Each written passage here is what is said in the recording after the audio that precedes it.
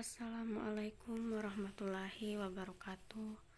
Salam sejahtera bagi kita semua. Semoga kita selalu diberikan kesehatan dan selalu dalam lindungan Allah Subhanahu wa Ta'ala. Pada video kali ini, saya dari kelompok 4 yang beranggotakan saya sendiri, Rahmawati, akan membahas materi fungsi trigonometri dan pendahuluan limit sebagai tugas mata kuliah dari matematika dasar. Materi yang pertama adalah fungsi trigonometri.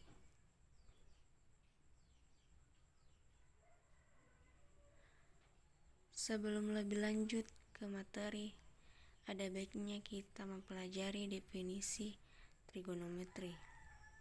Nah, trigonometri berasal dari bahasa Yunani yang berasal dari dua kata, yaitu trigono yang berarti segitiga dan metri yang berarti ilmu ukur. Jadi, trigonometri adalah hal yang mempelajari tentang ilmu ukur segitiga. Trigonometri sendiri adalah cabang besar matematika yang mempelajari sudut dan sisi segitiga, khususnya segitiga siku-siku dan sifat-sifat dari hubungan itu. Hubungan itulah yang dikenal dengan nama fungsi trigonometri. Nah, bapak dari trigonometri sering dikatakan Hipparchus karena beliau adalah orang yang pertama kali menulis tabel tali busur. Sudut fungsi trigonometri. Adapun sudut fungsinya yaitu satu putaran penuh sama dengan 360 derajat sama dengan 2 π radian sama dengan 400 grad sama dengan 6400 mil. Perhatikan gambar lingkaran di sampingnya. Yang dimaksud dengan 2 π adalah satu kali putaran penuh dalam lingkaran tersebut, yaitu dari 0 derajat sampai 360 derajat.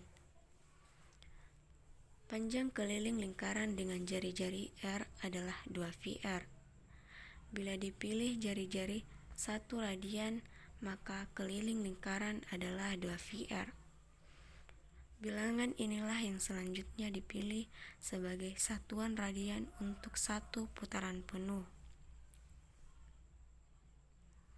Diperoleh antara lain bahwa 1 radian adalah besar sudut pusat lingkaran dengan panjang busur sama dengan jari-jari lingkaran. Perbandingan trigonometri pada suatu segitiga siku-siku.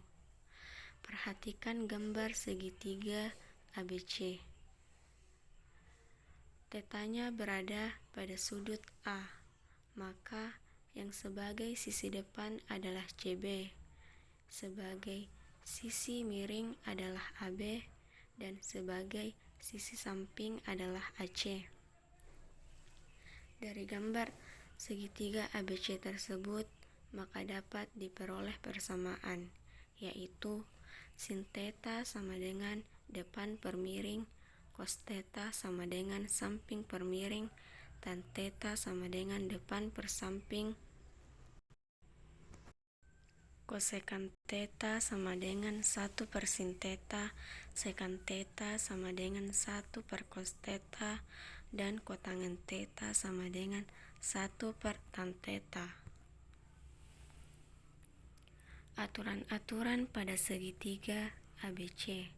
Yang pertama adalah aturan sinus, yaitu pada sebarang segitiga ABC dengan panjang sisi yang bersesuaian, yaitu di hadapan sudut A dan B berturut-turut A dan B, maka berlaku A per sin A sama dengan B per sin B.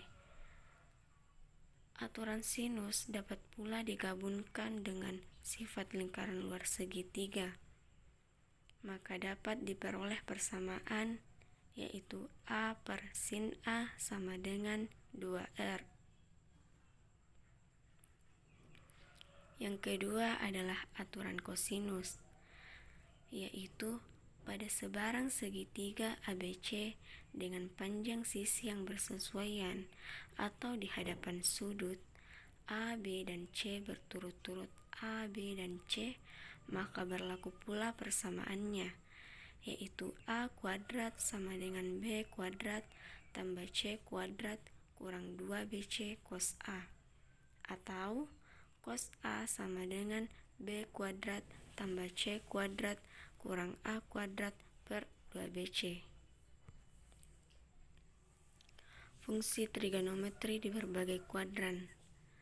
Perhatikanlah gambarnya. Pada gambar tersebut terdapat 4 kuadran. Kuadran pertama yang berkisar antara 0 derajat sampai 90 derajat yang memuat semuanya positif, yaitu baik sin, cos, tan, kosekan, sekan, dan kotangen, semua itu bernilai positif. Selanjutnya kuadran kedua yang berkisar antara 90 derajat sampai 180 derajat, yang dimana hanyalah positif sin dan kosekan saja, yang lainnya adalah negatif. Selanjutnya kuadran ketiga yang berkisar antara 180 derajat sampai 270 derajat, yang hanya positif adalah tan dan kotangen. Terakhir adalah kuadran keempat yang berkisar antara 270 derajat sampai 360 derajat. Nah, untuk lebih paham tentang materi fungsi trigonometri, perhatikanlah dan pahami contoh soalnya. Diketahui sin A sama dengan 5/15.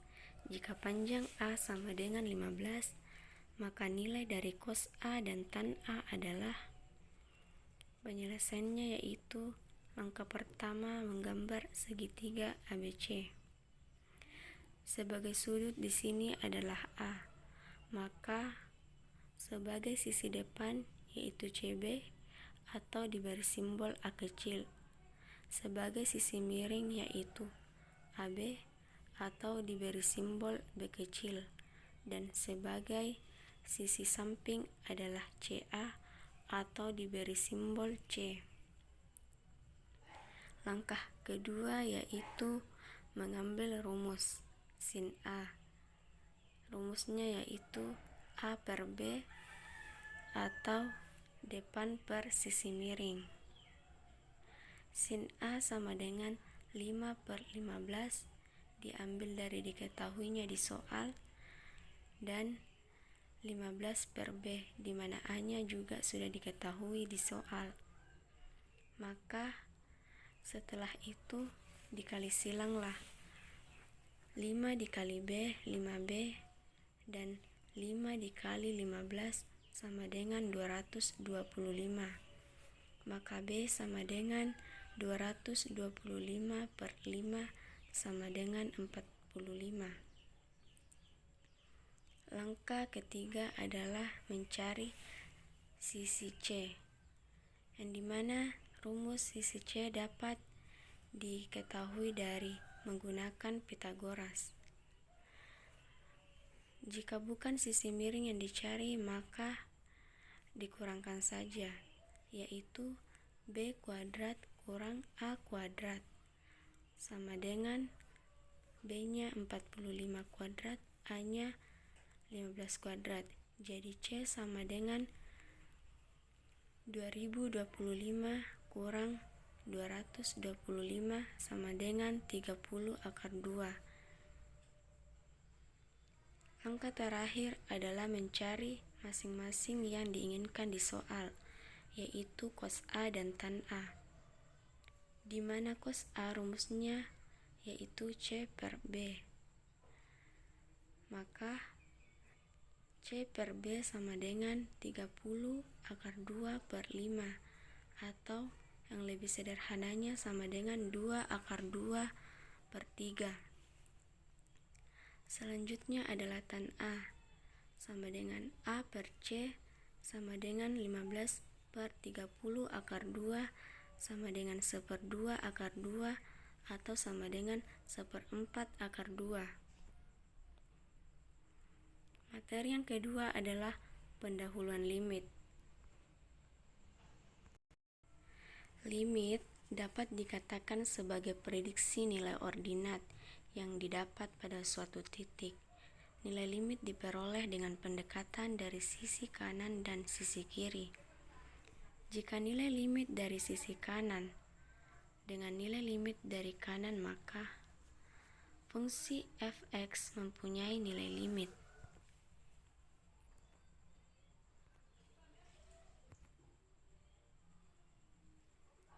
Suatu limit atau f(x) dikatakan mendekati, yaitu A himpunan f(x) mendekati A sebagai suatu limit.